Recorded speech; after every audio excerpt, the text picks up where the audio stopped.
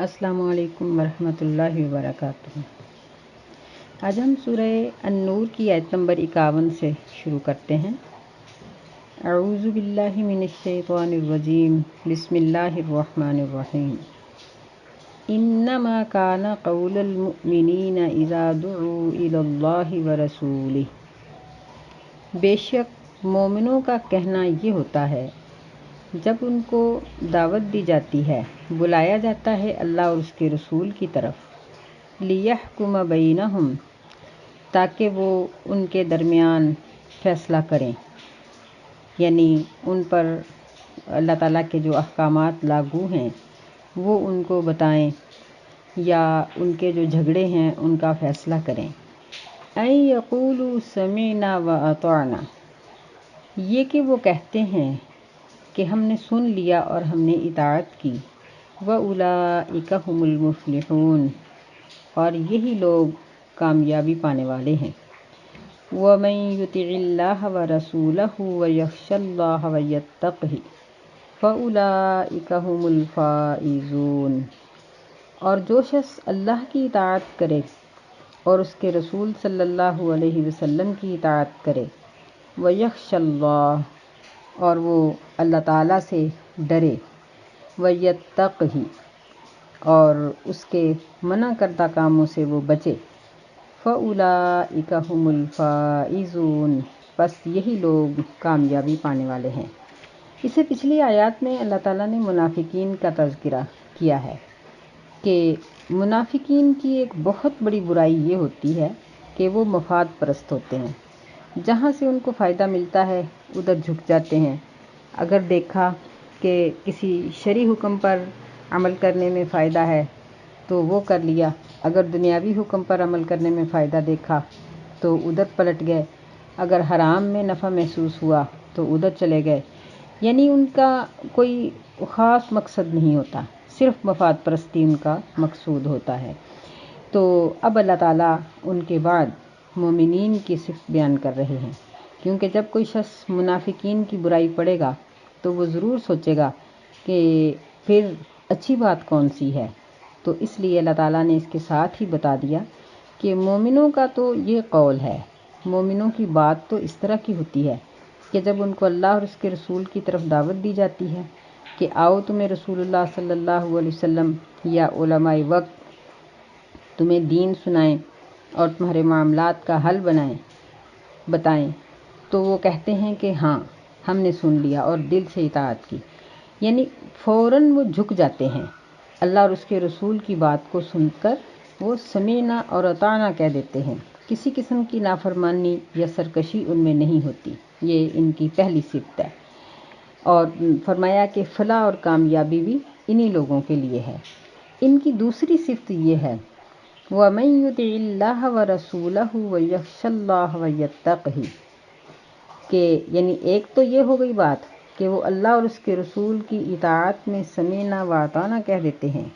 اور دوسری یہ ہے کہ وَيَخْشَ اللَّهَ، کہ وہ اللہ تعالیٰ سے ڈرتے ہیں، اللہ کی بڑائی، کبریائی، اس کی طاقت، اس کی قدرت، اس کی زبردست پکڑ، اس کے عذاب اور اس کے جو نافرمانوں کا انجام، یہ سب چیزیں ان کے سامنے ہوتی ہیں، اس لیے وہ گناہ کرنے کی جرت نہیں رکھتے۔ اور تیسری صفت ان کی یہ ہے وَيَتَّقْهِ، کہ جن کاموں سے اللہ تعالیٰ نے روکا ہے وہ اس سے بچتے ہیں، اور یعنی یتقہ کا معنی یہ ہے کہ وہ پوری قوت کے ساتھ اس سے بچتے ہیں، یعنی ایک تو یہ ہوتا ہے نا کہ چلیں راہ چلتے ہوئے جس گناہ سے بچا گیا بچ گیا، اور جہاں کسی گناہ کے اندر قدم رکھا گیا رکھ لیا، نہیں، مطلب یہ ہے کہ وہ اپنی پوری صلاحیتوں کو اس برائی اور اس گناہ سے بچنے پر صرف کر دیتے ہیں، اپنے دل، دماغ، اپنی سوچ، اپنے غور و فکر، ہر چیز کو، اپنے شعور کو حاضر رکھتے ہیں کہ یہ کام اللہ تعالیٰ کی نافرمانی کا ہے، یہ ہم نے نہیں کرنا۔ فَأُولَئِکَ هُمُ الْفَائِزُونَ، یعنی یہ تین صفات جس میں ہیں، اللہ اور اس کے رسول کی اطاعت اور اللہ سے ڈرنا اور منع کردہ کاموں سے بچنا، یہ ہیں کامیاب ہونے والے، اور مومنین یہ ہیں، یعنی جن میں یہ صفات ہیں وہ منافق نہیں ہوتے بلکہ وہ مومن ہیں، اور کامیابی اور جنت اور فلاح انہی کا مقدر ہے۔ وَأَقْسَمُوا بِاللَّهِ جَهْدَ أَيْمَانِهِمْ لَئِنْ أَمَرْتَهُمْ لَيَخْرُجُنَّ۔ یہاں پھر اللہ تعالیٰ نے منافقین کی بات کو جاری کیا، فرمایا اور وہ اللہ کے نام کی قسمیں کھاتے ہیں، جہد ایمانہم، پکی قسمیں، یعنی یہاں جہد ایمانہم کا مطلب یہ ہوگا کہ ایک ہوتا ہے کہ بندہ ویسے ہی قسم کھا لیتا ہے، ایک یہ ہوتا ہے کہ پورے زور کے ساتھ اور پوری توجہ اور پورے یعنی لہجے میں بھی سختی ہو، تو اس طرح پر کوشش قسم کھاتا ہے۔ وہ قسمیں کھا کر کیا کہتے ہیں لَإِنْ أَمَرْتَهُمْ لَيَخْرُجُنَّ، کہ ضرور اگر آپ ان کو جنگ کے لیے نکلنے کا حکم دیں گے تو وہ نکلیں گے۔ یہاں جنگ میں نکلنے کا حکم اس لیے کہا گیا کہ منافقین کا نفاق اسی موقع پر ظاہر ہوتا تھا۔ ویسے تو وہ ڈھکے چھپے رہتے تھے، نمازیں بھی پڑھ لیتے تھے، صدقہ و زکوٰۃ بھی کچھ نہ کچھ ان کو کرنا پڑتا تھا، چاروں نچار سالانہ زکوٰۃ بھی دے دیتے تھے، لیکن جب جہاد کا حکم آتا تھا تو پھر ان کو موت نظر آتی تھی اور یہاں آ کر ان کا نفاق کھل جاتا تھا۔ اس لیے اللہ تعالیٰ نے فرمایا کہ قسمیں کھا کھا کر کہتے ہیں کہ وہ بس آپ کا حکم ملنے کی دیر ہے، وہ ضرور نکلیں گے۔ قُل لَا تُقْسِمُوا، اے نبی صلی اللہ علیہ وسلم ان سے کہہ دیجئے کہ قسمیں نہ کھاؤ، یعنی قسم یہ کوئی معمولی چیز نہیں ہے۔ نبی صلی اللہ علیہ وسلم نے مسلمانوں کو یہ تعلیم دی ہے کہ حتی الامکان قسم سے بچو، جہاں تک بھی ممکن ہو سکے قسم کھانے کی کوشش نہ کرو۔ اگر کھانی پڑ جائے تو ایک بات تو یہ ہے کہ قسم بالکل سچی اور صاف ستھری ہونی چاہیے، جس میں 1% بلکہ 1% کا کچھ حصہ بھی اس میں شائبہ نہ ہو، بالکل سچی اور برحق بات ہو، اس پر قسم کھاؤ۔ دوسری بات یہ ہے کہ قسم صرف اللہ کے نام کی کھاؤ، کسی اور نام کی یا ایمان کی یا رزق کی، اولاد کی، قبلے کی، قرآن کی، ان چیزوں کی قسم یہ جہالت کی علامات قرار دی گئی۔ تیسری بات اس میں یہ ہے کہ جو غیر اللہ کی چیزیں ہیں ان کی قسم نہ کھاؤ اور اپنی قسم کی حفاظت کرو، یعنی جس بات پر قسم کھاؤ اگر وہ کام ہونے والا ہے تو پھر اس کو پورا کرو، اور اگر وہ ہو چکا ہے تو اس میں سچ اور صفائی ہو۔ نبی صلی اللہ علیہ وسلم نے جھوٹی قسم کو جہنم میں غوطہ لگانے کے برابر قرار دیا، اتنا برا اس چیز کو سمجھا۔ اور قسم کی جو عادت بنانا ہے اس چیز کو بھی برا سمجھا گیا، یعنی تکیہ کلام بنا لینا، بات بات پہ قسم کھانا، یہ بھی اچھی بات نہیں ہے۔ تو فرمایا کہ ان سے کہہ دو لا تقسموا، کہ قسمیں نہ کھاؤ، تم لوگوں سے قسمیں مطلوب نہیں ہیں۔ طاعۃ معروفہ، اطاعت کرو معروف طریقے سے۔ اس کے دو معنی ہیں، ایک تو یہ ہے کہ منافقوں کو کہہ دیجئے کہ قسمیں مت کھاؤ بلکہ جو عام طریقے سے اطاعت کی جاتی ہے وہ اطاعت کر کے دکھاؤ، یعنی تمہاری اطاعت مطلوب ہے اور تم سے ہم اطاعت چاہتے ہیں، قسمیں نہیں چاہتے۔ دوسرا اس کا معنی اور مفہوم یہ ہے کہ قسمیں نہ کھاؤ، تمہاری اطاعت تو جانی پہچانی ہے، یعنی ہمیں پتہ ہے کہ تم لوگ اندر سے کھوٹے ہو، تو تمہیں قسمیں کھانے کی کوئی ضرورت نہیں۔ دونوں ہی مفہوم اس کے ٹھیک ہیں۔ ان اللہ خبیر بما تعملون، بے شک اللہ تعالیٰ تمہارے عمل سے باخبر ہے، یعنی تم قسمیں نہ کھاؤ، تمہاری اطاعت جانی پہچانی ہے اور اللہ تعالیٰ تمہارے سب اعمال سے باخبر ہے، اللہ تعالیٰ کو تمہارے اعمال کا خوب اچھی طرح سے پتہ ہے۔ قل اطیعوا اللہ واطیعوا الرسول، کہہ دیجئے کہ اللہ کی اطاعت کرو اور رسول صلی اللہ علیہ وسلم کی اطاعت کرو۔ فَإِن تَوَلَّوْا، پس اگر پھر جاؤ تم، یعنی پھر بھی تم اس بات کی طرف نہ آؤ، فَإِنَّمَا عَلَيْهِ مَا حُمِّلَ وَعَلَيْكُمْ مَا حُمِّلْتُمْ، پس بے شک نبی صلی اللہ علیہ وسلم کے ذمہ ہے جو ان پر بوجھ ڈالا گیا، ذمہ داری ڈالی گئی، اور تمہارے اوپر وہ ہے جو تم پہ ذمہ داری ڈالی گئی، یعنی تم سے تمہاری ذمہ داری کا سوال ہوگا اور نبی علیہ الصلاۃ والسلام کی ذمہ داری کا ان سے سوال ہوگا۔ نبی علیہ السلام کو زبانی کلامی راضی کر کے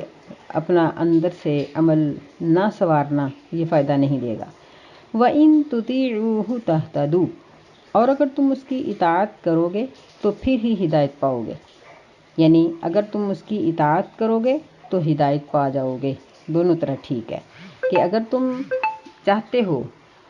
کہ ہم ہدایت کی راہ پائیں تو اس کے لیے صرف ایک ہی حل ہے، اور وہ ہے نبی صلی اللہ علیہ وسلم کی اطاعت۔ وَمَا عَلَى الرَّسُولِ إِلَّا الْبَلَاغُ الْمُبِينُ، اور نہیں ہے رسول صلی اللہ علیہ وسلم کے ذمہ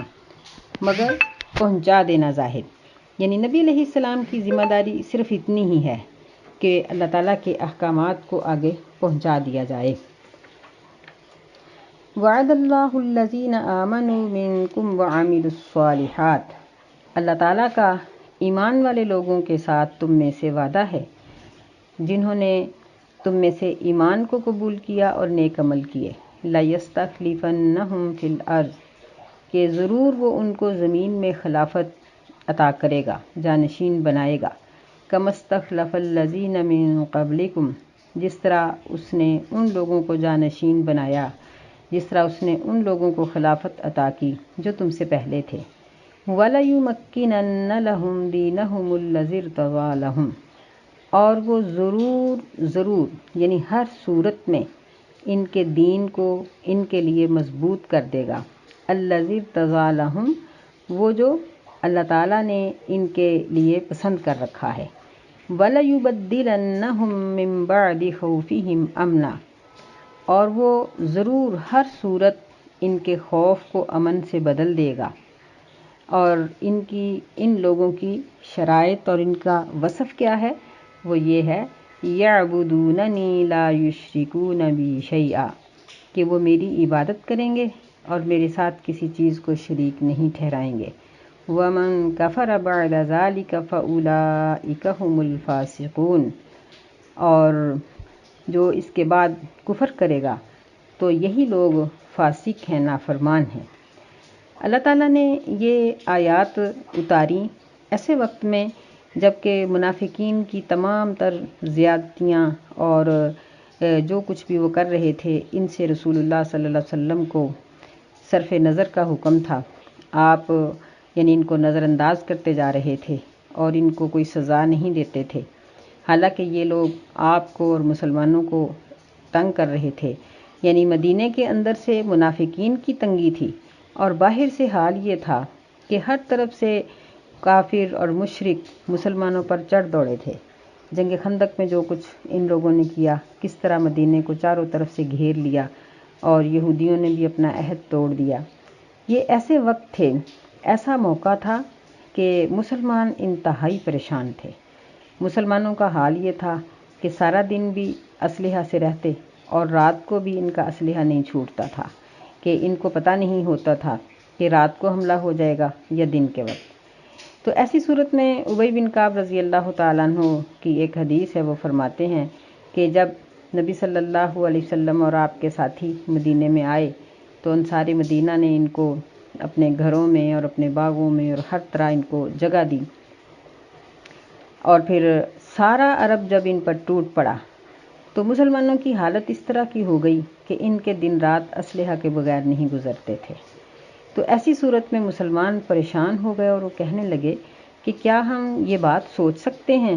کہ ہماری زندگی میں ایسا وقت آئے گا کہ ہم کسی رات کو اطمینان سے سو جائیں گے اور ہمیں کسی کے حملے کا خوف نہیں ہوگا؟ یعنی مسلمان یہ بات سوچنے لگے تو اللہ تعالیٰ نے یہ آیت نازل فرمائی اور فرمایا کہ اللہ کا تم سے اور نیک عمل کرنے والوں کے ساتھ وعدہ ہے کہ اللہ تعالیٰ تمہیں خلافت عطا کرے گا،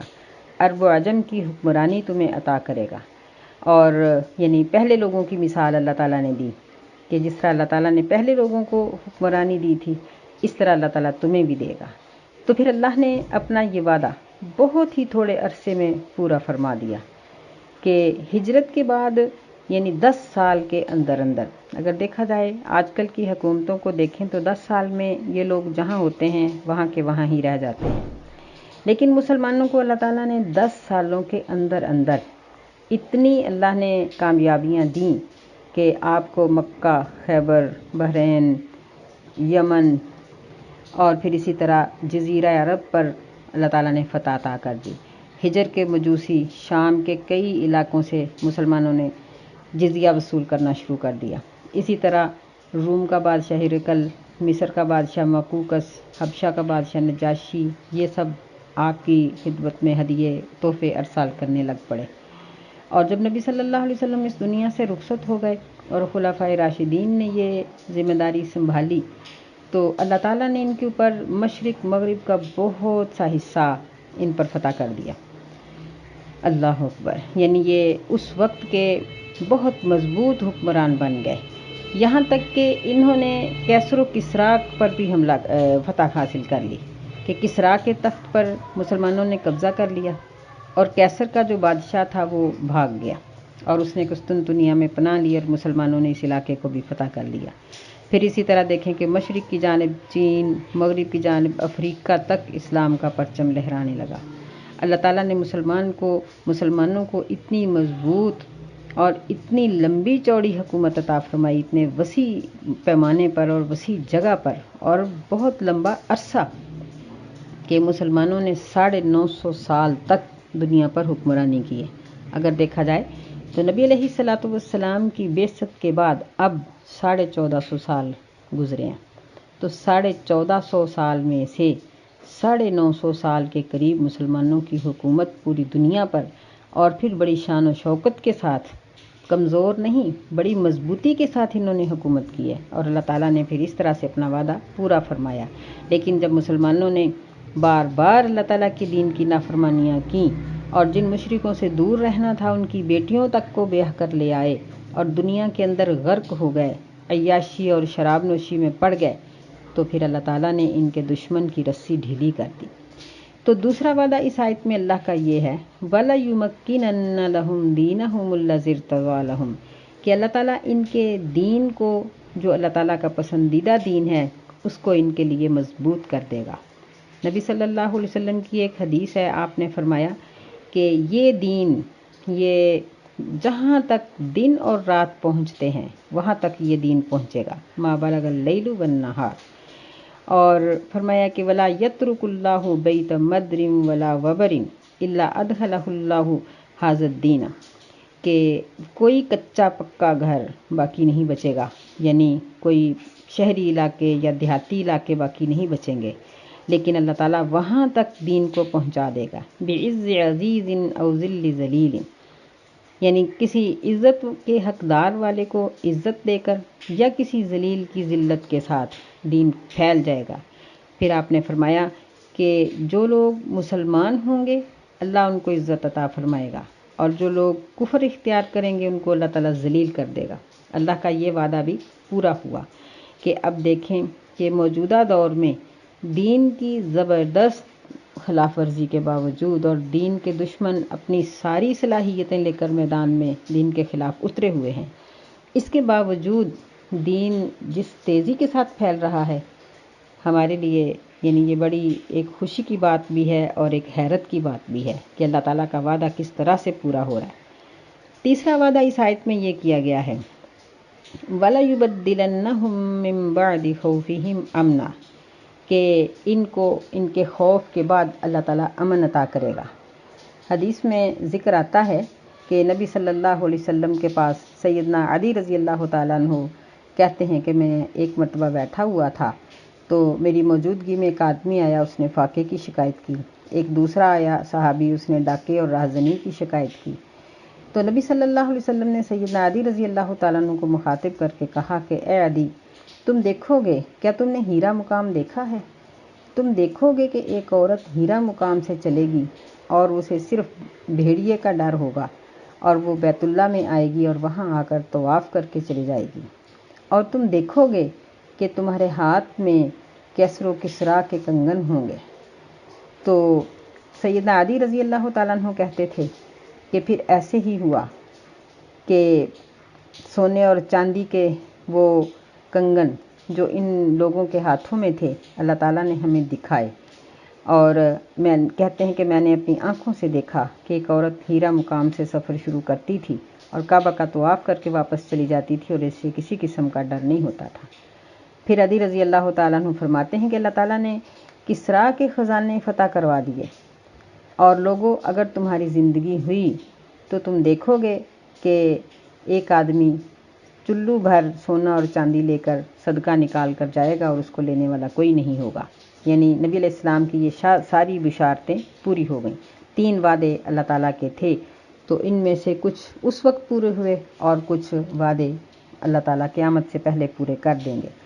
تو ان کی شرائط کیا ہیں؟ وعدے کس طرح پورے ہوں گے؟ پہلی شرط یہ ہے کہ اللہ کی خالص عبادت یعنی توحید پرستی۔ دوسری یہ ہے کہ اللہ کے ساتھ کسی کو شریک نہ ٹھہرانا، یہ 2 چیزیں۔ اور فرمایا کہ وَمَن كَفَرَ بَعْدَ ذَلِكَ، جو شخص اس کے بعد کفر کرے گا یہی لوگ فاسق ہیں، یعنی توحید، نمبر 2 شرک سے بچنا، نمبر 3 کفر سے بچنا، وَأَقِيمُوا الصَّلَاةَ وَآتُوا الزَّكَاةَ، نمبر 4 نماز قائم کرنا، نمبر 5 زکوٰۃ ادا کرنا، وَأَطِیعُوا الرَّسُولَ لَعَلَّکُمْ تُرْحَمُونَ، نمبر 6 رسول اللہ صلی اللہ علیہ وسلم کی اطاعت۔ تو یہ لعلکم ترحمون، تاکہ تم پر رحم کیا جائے، یعنی اللہ کی رحمت کا نزول حاصل کرنے کے لیے یہ 6 شرطیں اگر آج بھی مسلمان قوم اپنے اندر پورا کر لے،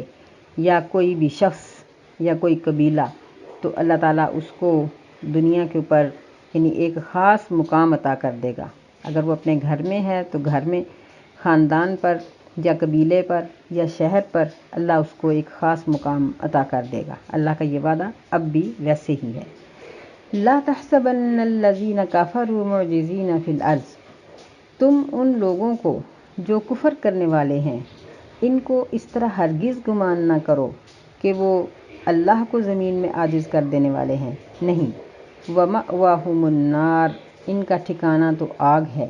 وَلَبِئْسَ الْمَصِيرُ، جو ٹھہرنے کی، لوٹ کر جانے کی بہت ہی بری جگہ ہے۔ یعنی اللہ تعالیٰ نے پھر یہاں کافروں کا ذکر کیا کہ یہ کافر جو سر اٹھا کر پھرتے ہیں، ان کے بارے میں یہ مت سوچو کہ یہ اللہ تعالیٰ کے احکامات کو زمین پر جاری ہونے سے روک دیں گے،